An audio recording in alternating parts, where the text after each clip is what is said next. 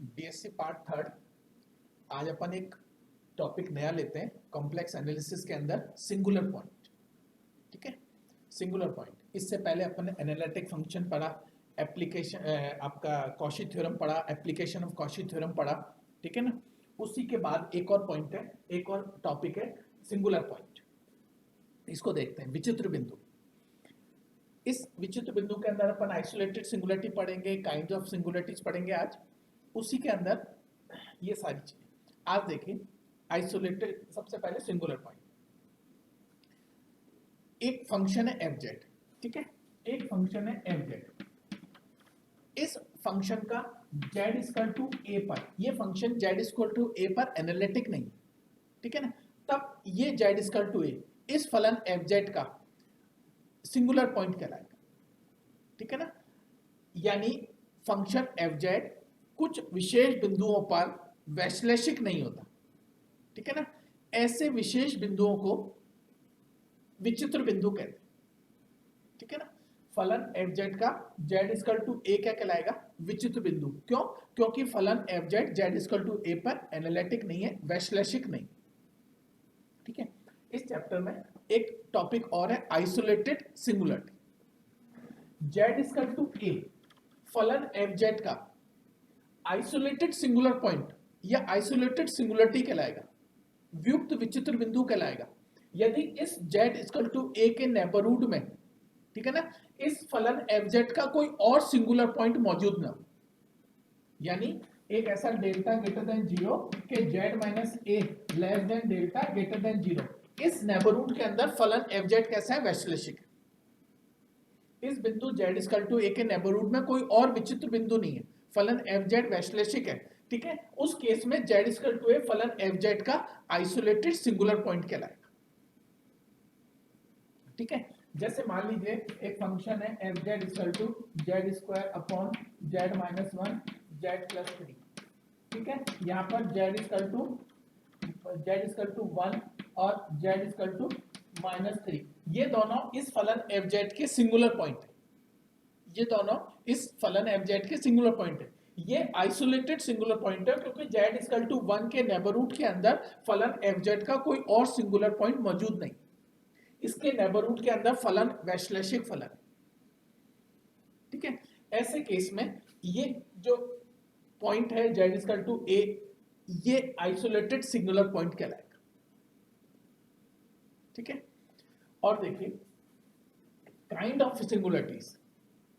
ठीक है, सिंगुलरिटीज को तीन पार्ट्स में डिवाइड किया हुआ है। ठीक है, उसके प्रकार के हिसाब से, सिंगुलरिटीज के प्रकार के हिसाब से उसको तीन प्रकार से डिवाइड किया हुआ है। जेड इक्वल टू ए फलन एफ जेड का अगर व्युक्त विचित्रता हो, जेड इक्वल टू ए फलन एफ जेड की व्युक्त विचित्रता हो, तो जेड इक्वल टू ए के नेबरहुड में फलन एफ जेड का कोई भी विचित्र बिंदु नहीं होगा, यानी फलन एफ जेड उस नेबरहुड के अंदर वैश्लेषिक फलन होगा। इस टाइप ऑफ प्रकार को समझने के लिए अपने लॉरेंट का जो एफ जेड फंक्शन है, लॉरेंट का जो प्रसार है एफ जेड फंक्शन के लिए जेड इक्वल टू ए पर, वो काफी उपयोगी है। कैसे? F Z equal to summation N equal to zero to infinity N Z minus A की power N plus summation N equal to one to infinity B N Z minus A की power minus N. ठीक है, ये एक Laurent प्रसार था, है ना, एन इक्वल टू वन। ये एक लॉरेंट प्रसार था फलन एफ जेड का जेड इक्वल टू ए पर। ठीक है ना। Function F Z Z equal to A के नेबरहुड के अंदर वैश्लेषिक है। ठीक है, ये फंक्शन का जेड इक्वल टू ए पर लॉरेंट प्रसार। यहां पर जो दूसरा पार्ट है फलन एफ जेड का जेड इक्वल टू ए पर, जो प्रसार के अंदर दूसरा भाग है, ये मुख्य भाग कहलाता है।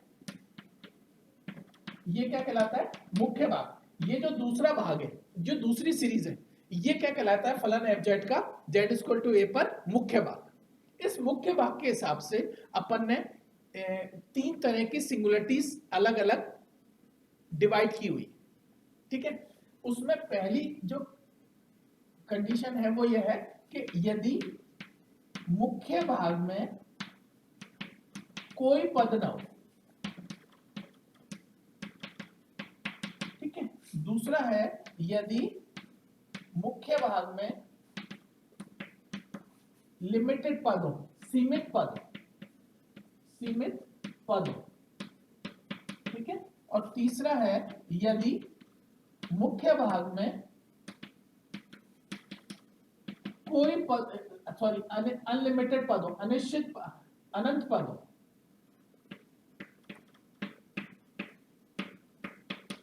इस रूप में 3 कैटेगरी डिवाइड करी हुई है सिंगुलरिटीज की।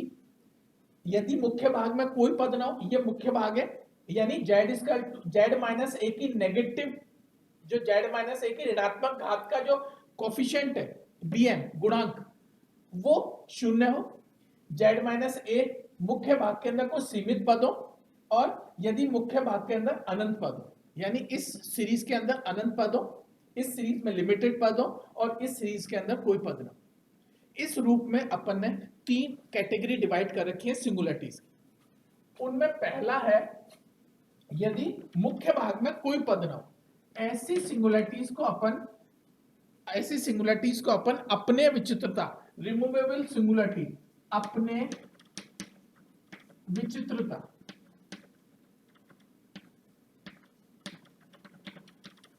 ऐसी सिंगुलरिटीज को अपन अपने विचित्रता रिमूवेबल सिंगुलरिटी कहते हैं। इसकी क्या डेफिनेशन है? यदि fz के z इक्वल टू a पर लॉरेंट प्रसार में के मुख्य भाग में यदि कोई भी पद ना हो, यदि fz के z इक्वल टू a पर लॉरेंट प्रसार में के मुख्य भाग में कोई पद ना हो, तो z इक्वल टू a फलन fz का अपने विचित्रता कहलाती है, ठीक है। मुख्य भाग के अंदर यहां भी कोई पद नहीं, यानी z माइनस ए की जो ऋणात्मक घात है, z माइनस ए की जो ऋणात्मक घात है, z माइनस ए की ऋणात्मक घात के गुणांक 0 है, यानी bn कैसा है? 0। z माइनस ए की ऋणात्मक घात का जो कोफिशिएंट है वो 0 है, यानी मुख्य भाग के अंदर कोई पद नहीं। ऐसे केस में ये विचित्रता z इक्वल टू a जो विचित्रता है वो अपने विचित्रता कहलाती है। जैसे इसमें एक एग्जाम्पल भी दे रखा है, आपका एग्जाम्पल क्या है?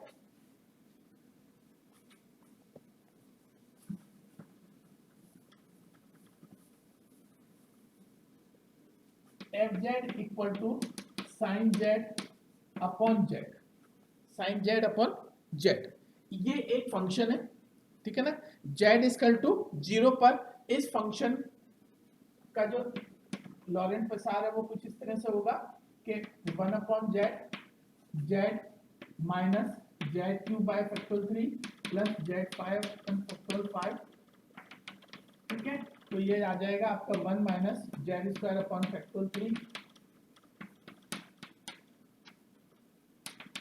यहां पर आप देखिए कि z माइनस 0, z की नेगेटिव पावर का कोई भी गुणांक मौजूद नहीं, ये z की पॉजिटिव पावर है ना। z equal to 0, z equal to 0 जो है वो इस फंक्शन की अपने विचित्रता कहलाएगी, क्योंकि यहां पर z माइनस 0 या z जो है उसकी नेगेटिव पावर का कोई भी गुणांक मौजूद नहीं, तो ये इस फंक्शन का अपने विचित्रता कहलाएगी,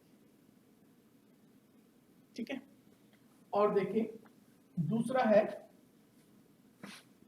अनंत तक पोल,